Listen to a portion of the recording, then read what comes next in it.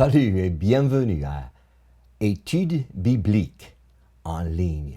Et si vous êtes intéressé à suivre les cours, vous pouvez visiter nous directement dans étudesbibliquesenligne.com.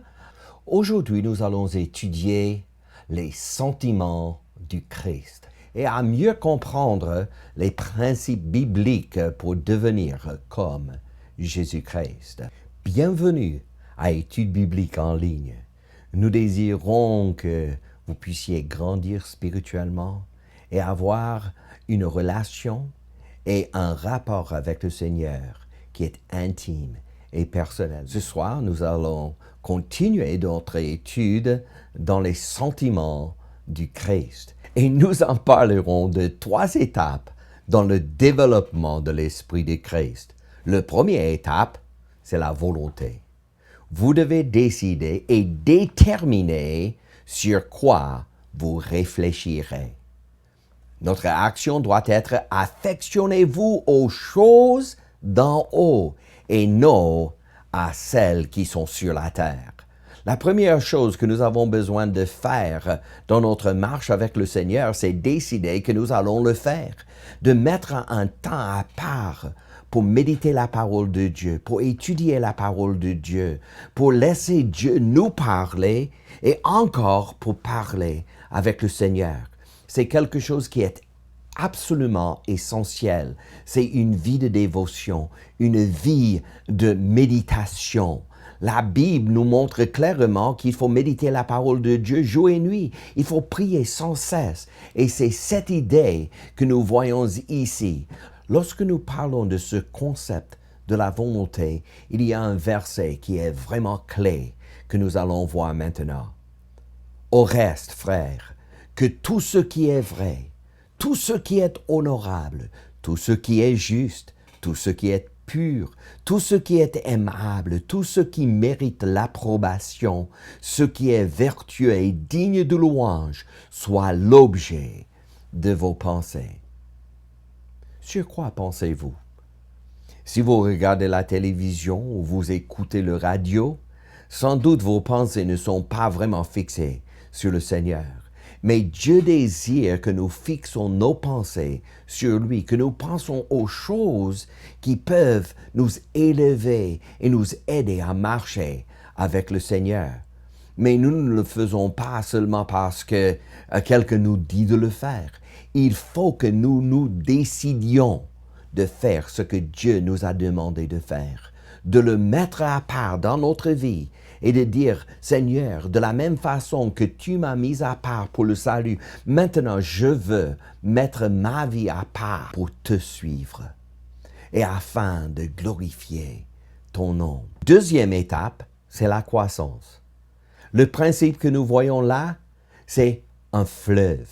Jean 7, 38 nous dit, « Celui qui croit en moi, des fleuves d'eau vive couleront de son sein, comme dit l'Écriture. » L'action que nous avons besoin de faire maintenant, c'est permettre à Dieu de renouveler votre esprit.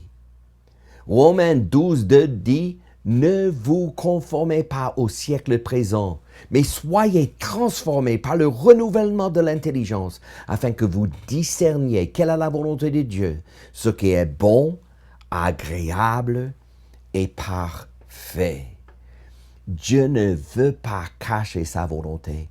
Il veut révéler sa volonté. Il veut nous faire savoir et connaître sa volonté. Mais qu'est-ce qu'il nous faut faire? Il nous faut soumettre. Il nous faut mettre sur l'autel et dire, Seigneur, je t'offre ma vie comme un sacrifice vivant, saint, agréable. Je ne veux pas laisser le monde diriger mes pas encore. Je veux te laisser me diriger.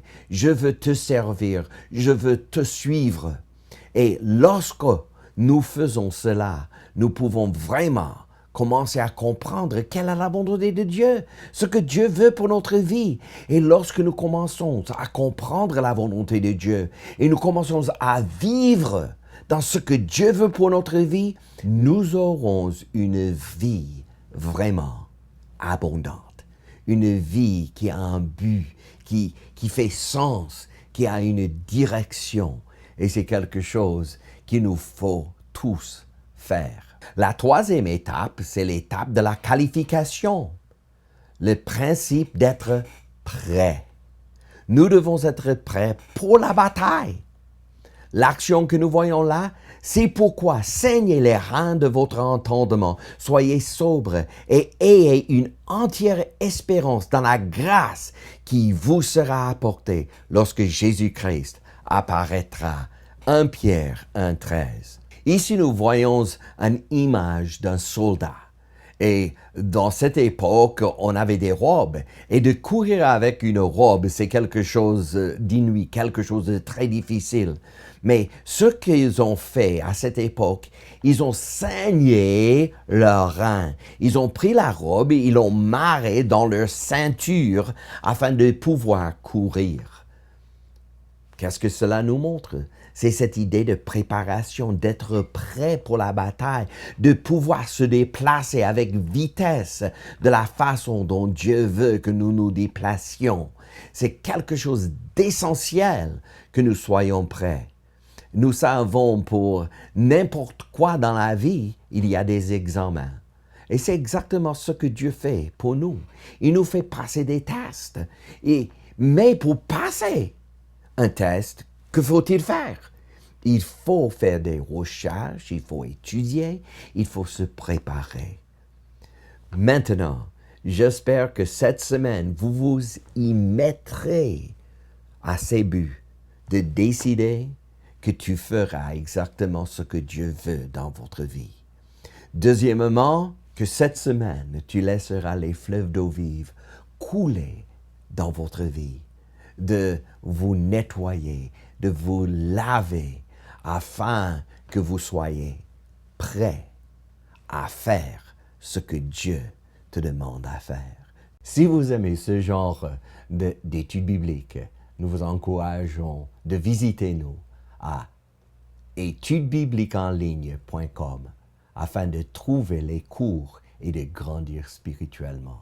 Que Dieu vous bénisse. À bientôt.